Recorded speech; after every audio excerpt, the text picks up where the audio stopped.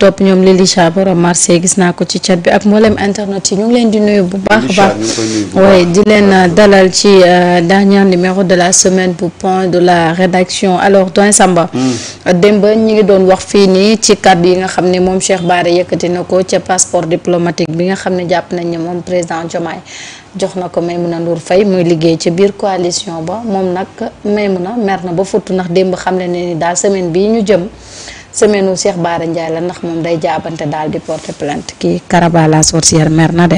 waaw mais boo ko déggee muy wax on dirait que elle va au-delà de la plainte. Elle va au-delà des déclarations. C'est comme s'il y avait un contentieux en toile de fond boo xam ne moom moo dox ci digganteem ak Cheikh Bara Ndiaye. dem na sax ba sur un ton menaçant. ne ko dama la yërëm ci li la. waaw dama la yërëm. ci li la nara dal. loolu tam rëy na de. nga comparé ko ak les propos de Cheikh Bara Ndiaye qui parle de man maa ngi ci ak sama wér-gi-yaram damaa jënd oto bu cher pour sama sécurité. c'est ça laisse un peu perplexe li nga xam ne moom mooy ñoom mooy seen diggante. bi ñu ko déggee ak ni may mun a répondre on dirait que may mun a répondrewul passeport bi. mais dafa am leneen loo xam ne moom moo dox seen diggante. tout ce que je sais mooy entre Maïmouna ak Cheikh Bara diggante bu mosta neex la. mais nous ce qu'on veut comprendre actuellement et pour ne pas déférer ou différer li nga xam ne moom mooy wax ji mooy tout est parti de l'histoire du passeport diplomatique. Avant d'attaquer un autre problème pour ne pas être brouillé ñu ñuy brouiller réglons d'abord cette question de passeport diplomatique parce que ci loolu la nit ñi doog a loolu lañ dégg ci loolu lañ jàpp ne mooy différent bi entre Cheikh Bara Ndiaye ak kii di Maïmouna Ndour léegi nag s'il y a un autre problème mais les Sénégalais veulent être édifiés sur l'existence de ce passeport diplomatique là balaay dara di xew parce que nag il faut pas déplacer le problème ou transférer le problème jusqu'à ce que Sénégalais du ñu comprendre exactement sax finalement lan moo xew parce que démb bi mu ne day porter plainte nit ñi yëpp dañu jàpp ne le fait que mu ne ko dafa am passeport diplomatique ci loolu lay porter plainte maintenant nag si on veut greffer wala ñu bëgg ci teg beneen affaire c'est comme si on a l'impression que dañuy tëb li nga xam ne moom mooy li ñor Sénégalais yi muy cette histoire de passeport diplomatique là pour atterrir ci leneen mais man de li ma jàpp mooy Maïmouna balaa moo régler beneen problème ak Cheikh Bara Ndiaye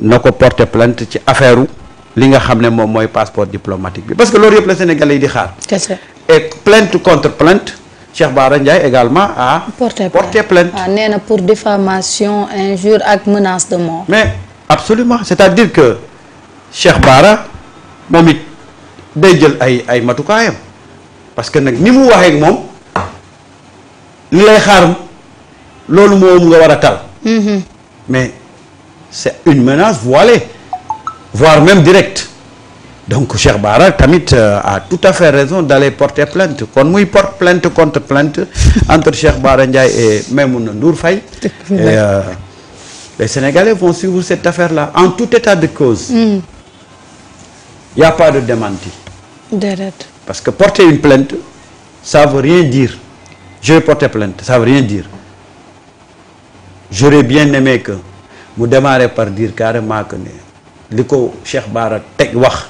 du dëgg te dana porter plainte pour setal daram waaye xam nga wax rek ne damay porter plainte da ngay porter plainte sur quoi et la sortie de Cheikh Bara Ndiaye depuis hier il y a pas eu également de démenti par rapport à ça. looloo ma jaaxal de. lu tax kenn génnul wax tamit nag.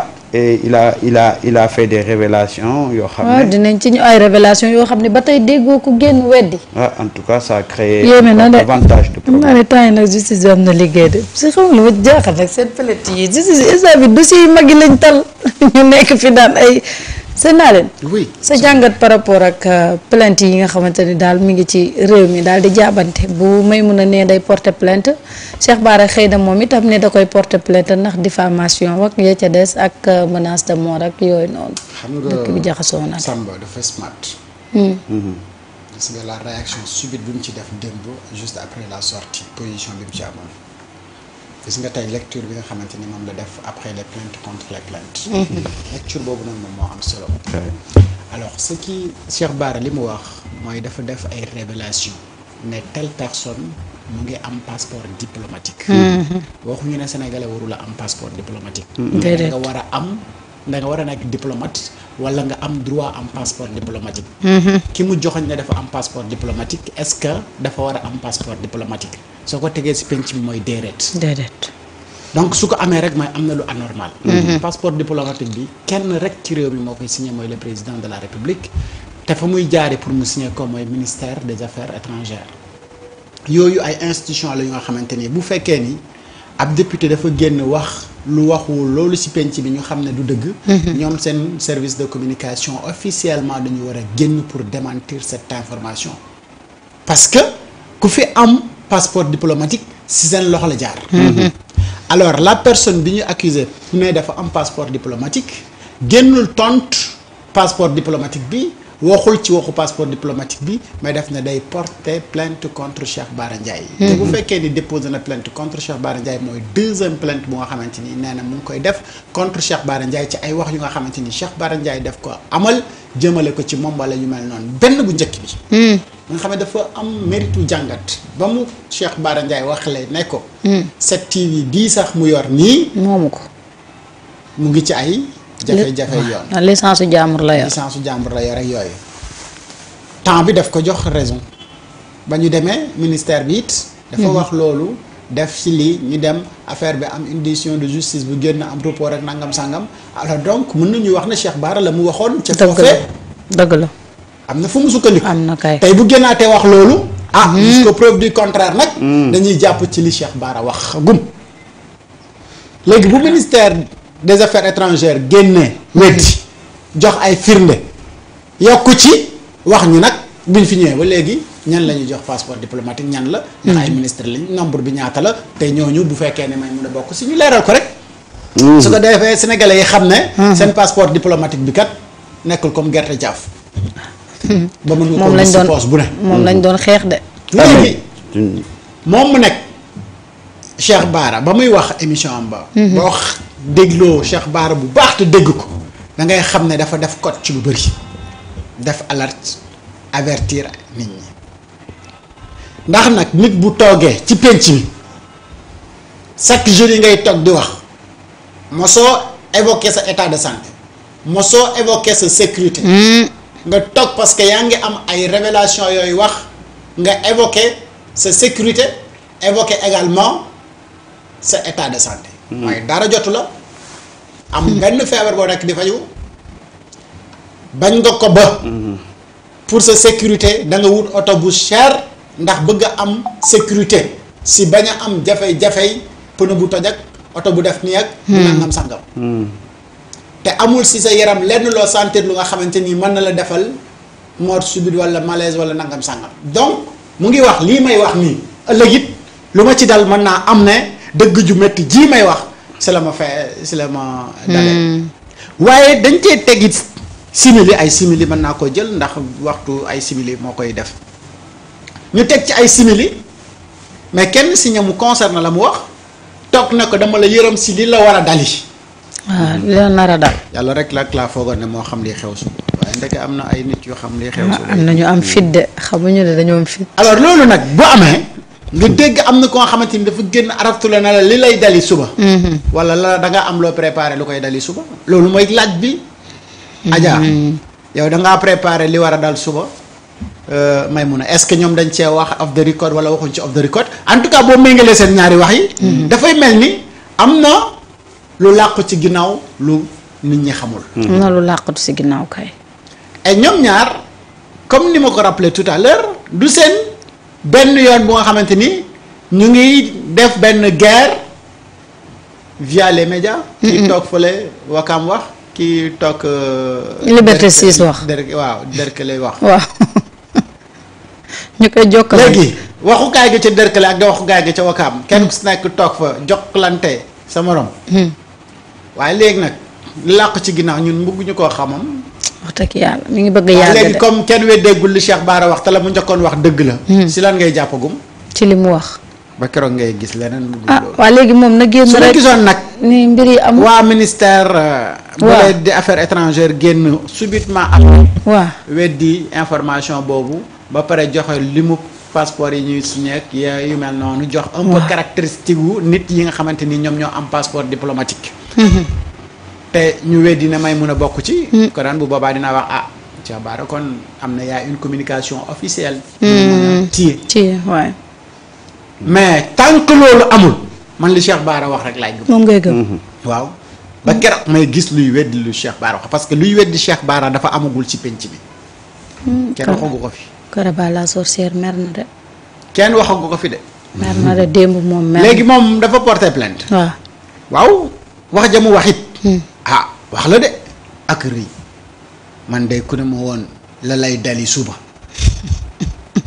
dans la ca yëram. ma dem def déposition de. ne leen dégg ngeen diw nee na suba lu ma dal rek mooma. moo tax moom tam mu dem. te nag bala maa xaar loolu di ma dal ma araftu de. te Cheikh Bara araftu na fa mu war a araftoo nag.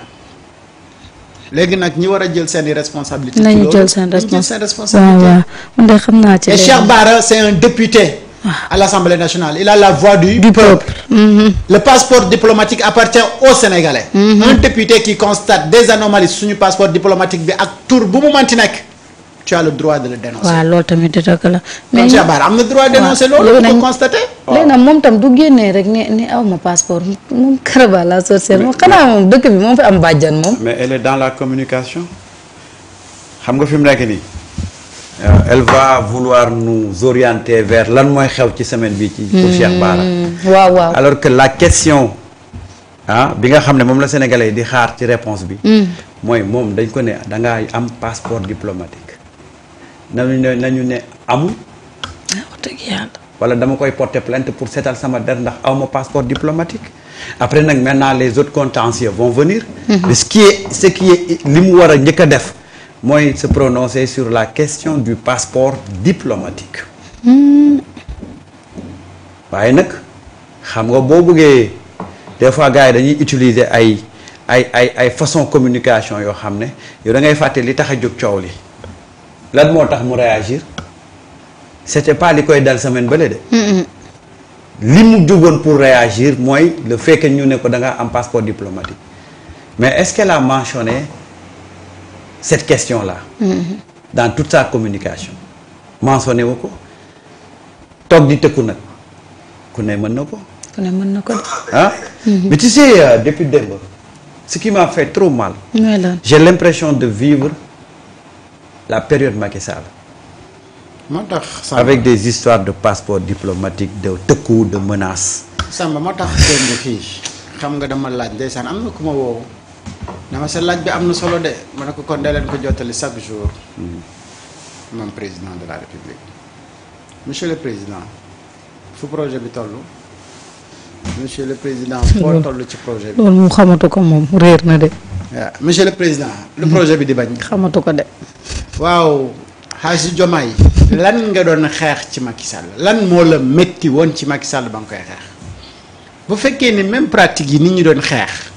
ay jamono passeport diplomatique nit dañ ko fee wax ba dem ne passeport diplomatique Sénégal amatul woon valeur bu dem sa boo ko amee ba yenn ambassade yi dañ lay laaj forcément visa parce que amatul benn valeur donc passeport diplomatique ak passeport de service dañ ko war a valoriser ki koy valoriser nag mooy ki nga xamante ni moom moo koy joxe mu jox ko ñi nga xamante ni dañ ko mérité te ñooñu bu ñuy dem ñu xam ne dañuy représenter Sénégal via ak seen passeport boobee nga xamante ni moom la ñu yor parce que dafa am différence ak yeneen passeport ordinaire yi ñu jàppee seen bopp ne sont pas des Sénégalais ordinaires.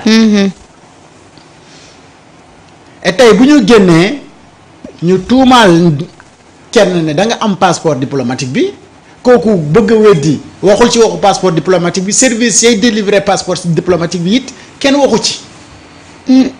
xel day tey de. léegi du ñu jàpp rek ci li Cheikh Bara wax ba keroog ñuy dégg. ba gis leneen wax dëgg yàlla. te comme bu fekkoon ne sax kuy waxantu la ci penc mi waaye lu mu la mos a wax ci penc mi booy dox ay at da nga koy gis de.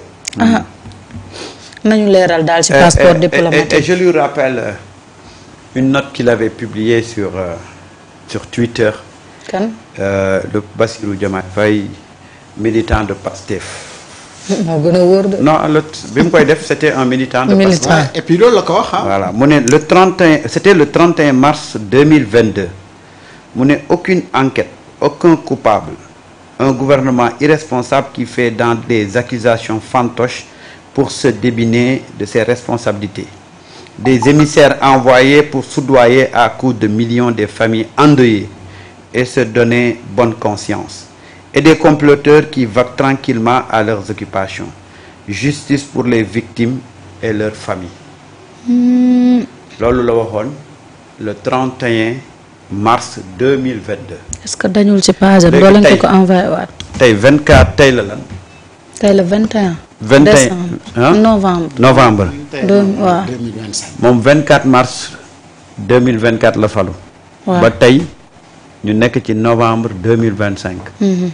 léegi nañ ko laaj par rapport ak famille victime yi ban acte la posé. ak lan lay teg seen loxo. lan la def contre les comploteurs. waaw bu ko defee texte bi après dama ko koy bindal. waaw envoyé ko xam naa dafa réer ci page am. voilà fii lu waay di bind na nga ko. en fait c'est ça. c'est-à-dire que tey moom 1 an après 1 mois 8 mois.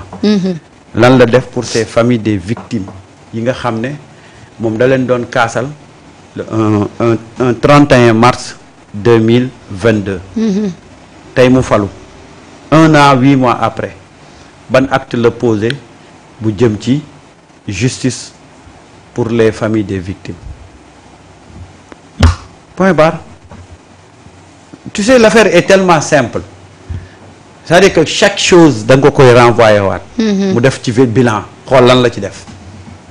parce que nag yàlla daf ñu dimbale ba li xew motagul fukki at motagul juróomi at. déedéet c'est des événements récents. yàggul de. tey dañ koy interpeller laaj ko 1 an 8 mois après qu'est-ce qu'il a fait en tant que président de la République pour une justice en faveur de ces familles-là des victimes. xam nga voilà un peu et tu comprends pourquoi maintenant nit ñi di kaas. gis nga le problème fondamental c'est juste le non-respect des engagements et des promesses. waaw président bu Sénégal moom ci lu mu nekk concrètement. lu dox ci réew mi premier ministre bee koy doxal. moom ci boppam ci lu mu nekk concrètement. loolu da wax dëgg yàlla nag moom laaj ko ci lum ne man da xaw ma bàyyi bas ci lum ne. Baye Bass mii koo xam nañu ko wax fii waay. Baye Bass daal a ngi ci boppam. lenn nekk Samba lenn laa constaté. bi coow li commencé ba léegi Bass jëlul avion. fan la jëm. yow tamit. fooy dem da ngay am